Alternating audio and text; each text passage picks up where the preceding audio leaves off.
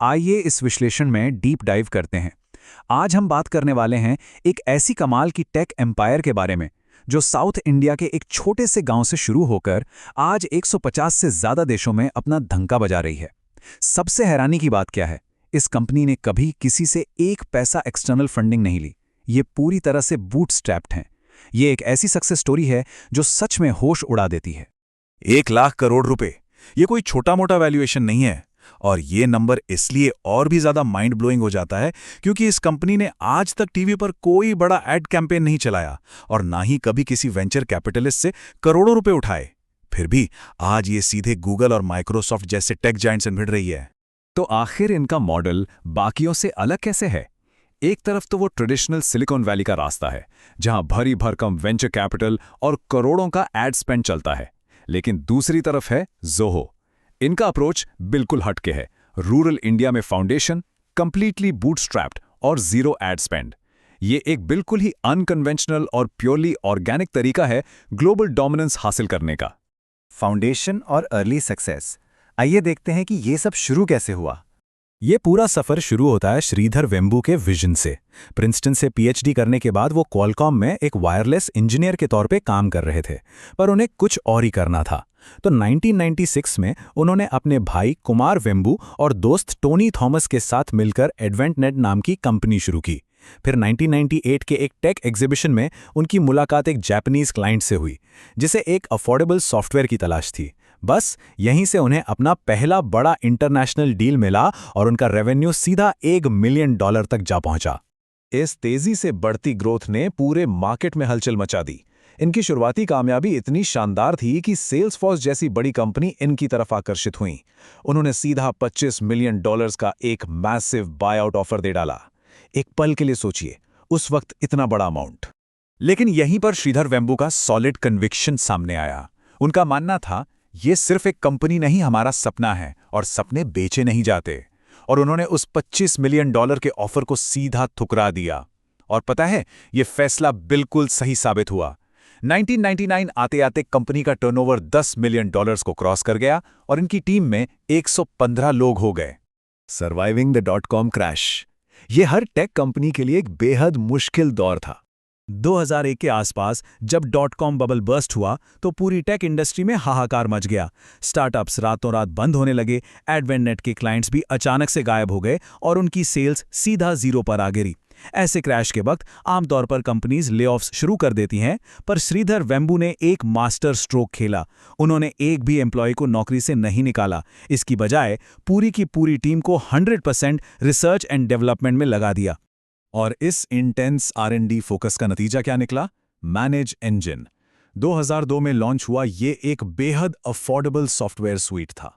इसने उस वक्त इंडियन मार्केट में तेजी से ग्रो कर रहे आईटी और टेलीकॉम सेक्टर्स की जरूरतों को बिल्कुल सही वक्त पर पूरा किया। ये एक ब्लॉकबस्टर प्रोडक्ट साबित हुआ। ये इतना बड़ा हिट था कि फॉर्च्यून 500 कंपनीज में से 60% ने मैनेज इंजन को अडॉप्ट कर लिया। इस मॉन्यूमेंटल सक्सेस ने कंपनी की क्रेडिबिलिटी को आसमान पर पहुंचा दिया। सेल्स दोबारा शुरू हो गई और इनकी एक्सप्लोसिव ग्रोथ फिर से लौट आए। बिल्डिंग द ज़ोहो इकोसिस्टम, यहां से कहानी एक नया मोड़ लेती है। 2005 में उन्होंने एक बड़ा पिवट किया और एक इंटीग्रेटेड ऑफिस स्वीट बनाना शुरू किया। मकसद था गूगल और माइक्रोसॉफ्ट का एक दमदार अफोर्डेबल ऑल्टरनेटिव बनाना। उन्होंने CRM, राइटर, शीट और शो जैसे बेहतरीन टूल्स लॉन्च किए। पर यहां नाम के पीछे एक बड़ी मजेदार कहानी है। दरअसल श्रीधर वेम्बू कंपनी का नाम सोहो यानी स्मॉल ऑफिस होम ऑफिस रखना चाहते थे, क्योंकि टारगेट ऑडियंस वही थी। लेकिन जब पता चला कि सोहो का डोमेन नेम पहले से ही टेकन है, तो उन्होंने उसे थोड़ा ट्विस्ट किया और नाम रख दिया ज़ोहो। फिर 2009 में एडवेंटनेट ऑफिशियली ज़ोहो कॉर्पोरेशन बन गई। इसके बाद तो इकोसिस्टम तेजी से एक्सपैंड होने लगा। अकाउंटिंग के लिए ज़ोहो बुक्स, हायरिंग के लिए ज़ोहो रिक्रूट, पासवर्ड्स और सिक्योरिटी के लिए ज़ोहो वॉल्ट, और फिर 2017 में इन सभी का एक all in one platform Zoho workplace. हर संभव बिजनेस जरूरत के लिए एक इन हाउस टूल डेवलप किया जा चुका था। तो अब एक सवाल जहन में आता है, ज़ोहो आखिर गूगल और माइक्रोसॉफ्ट जैसे बड़े खिलाड़ियों को मात कैसे दे रहा है? देखिए, जहां लेगेसी टेक स्वीट्स बहुत कॉम्प्लेक्स और एक्सपेंसिव होते हैं और उनमें डेटा सेलिंग का खतरा हमेशा बना रहता है, वहीं ज़ोहो वर्कप्लेस अफोर्डेबल है।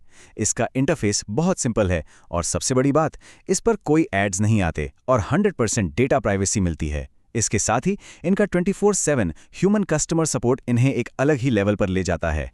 इस ट्रस्ट का सीधा असर इनके स्केल पर दिखता है। आज ज़ोहो के पास 18,000 से ज़्यादा एम्प्लॉइज हैं और 120 मिलियन से ज़्यादा यूजर्स। Amazon, एप्पल और नेटफ्लिक्स जैसी बड़ी-बड़ी कंपनीज इनके टॉप क्लाइंट्स हैं।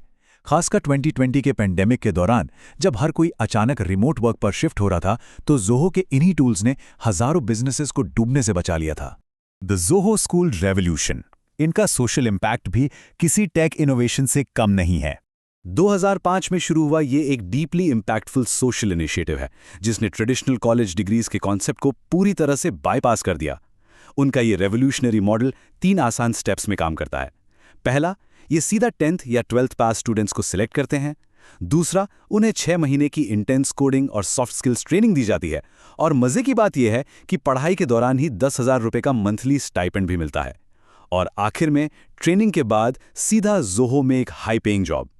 बिना किसी फॉर्मल कॉलेज डिग्री के वर्ल्ड क्लास टैलेंट ऑर्गेनिक तरीके से बिल्ड करने का ये क्या शानदार तरीका है ना?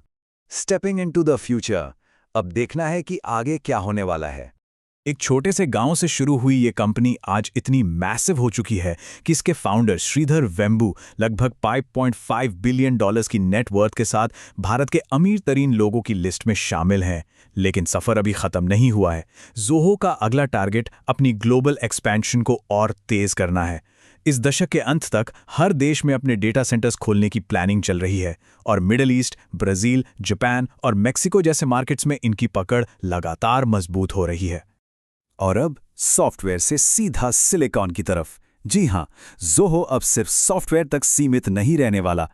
वो अब हार्डवेयर और चिप मैन्युफैक्चरिंग में कदम रख रहे हैं। उन्होंने इंडियन गवर्नमेंट को एक प्रपोजल सबमिट किया है, जिसमें वो एक पार्टनर के साथ मिलकर देश में ही एक सेमीकंडक्टर मैन्युफैक्चरिंग यूनिट लगाना चाहते हैं। ये एक बेहद थ्रिलिंग और बड़ा डेवलपमेंट है। तो इस विश्लेषण के अंत में एक बेहद बड़ा और ज़रूरी सवाल हमारे सामने खड़ा होता है। क्या ज़ोहो का सेमीकंडक्टर्स की दुनिया में ये बड़ा कदम made in India hardware innovation को भी उसी तरह रीडिफाइन करेगा, जैसे उन्होंने ग्लोबली सॉफ्टवेयर की दुनिया को बदलकर रख दिया?